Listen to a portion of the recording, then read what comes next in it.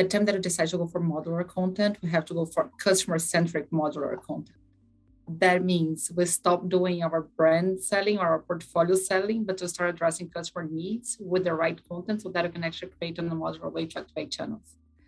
Like doing modular content by channel, but to continue bombarding the doctors with multiple informations which are not relevant, it will not going to solve the equation either. So we have to combine both.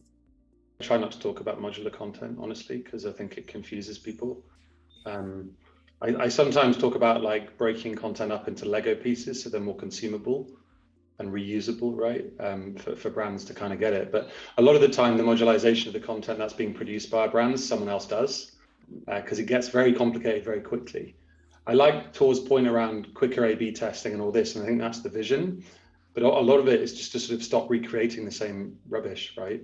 And then your point around, I mean, going back to like what content, someone made a quite a funny point, like we can't just get 3 messages and chunk it up into modular bits and put it across different channels and expect to get good engagement. Like the challenge for me is to drive an acumen about how to drive engagement through a sequence of channels. And you enable that through good content and ideally modular content. But it is an overused term in the industry and can really confuse people quite quickly. Like, believe it or not, to explain to leadership what we actually meant, it took a while, and we used the idea of Lego pieces, like breaking full assets into Lego pieces, and people just don't understand it. So you have to be a bit careful with talking about it too much. Modular is also very delicate.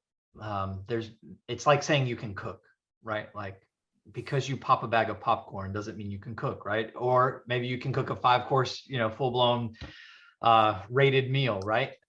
Modular can get very complicated very fast. And I've done a handful of models or multiple models at this point and been involved in various degrees from white space to trying to see what's going on where someone else is working on it. And I fully agree with Tor. It is our future in pharma, but I do also want to be a bit of a realist that as we break content down into pieces, you need to be very pragmatic and practical about how you're going to manage the volume of pieces to create the whole.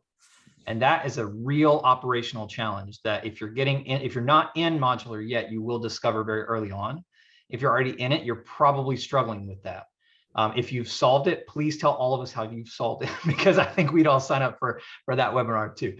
But nonetheless, modular does those things. And I think Tor is very right that this is where that personalization or relevancy, this is where modular can solve it. And what I love about the idea of modular content is that this is where we can really transition from that maybe yesterday thinking of content equals channel to content equals message, and really do the upfront work about what is the message that I'm trying to engage upon, and how does that look different across my segments or personas or profiles or whatever I'm using.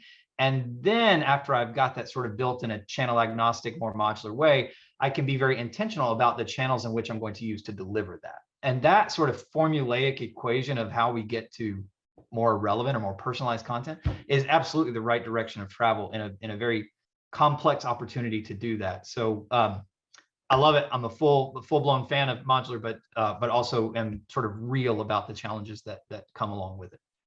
The promise of modular content is that we can build this material outside the context of a single channel, get it pre-approved to a light degree so that we can rapidly reuse it in different contexts. The advantage that I see that connects back to the conversations that we had earlier around moving too slowly, having cycles that are too long, building up that strategy around modular content allows teams to either populate more channels more quickly or to pivot more frequently, to actually look at that data we're generating, see which messages resonate, which ones are compelling to your audience, and then promote, expand, or adapt them without having to go back and say, all right, for that next cycle in another 3 months, we'll try something different. My ambition is that really successfully implementing modular content can move pharma closer to other industries where you can A/B test and evolve in a matter of weeks instead of months.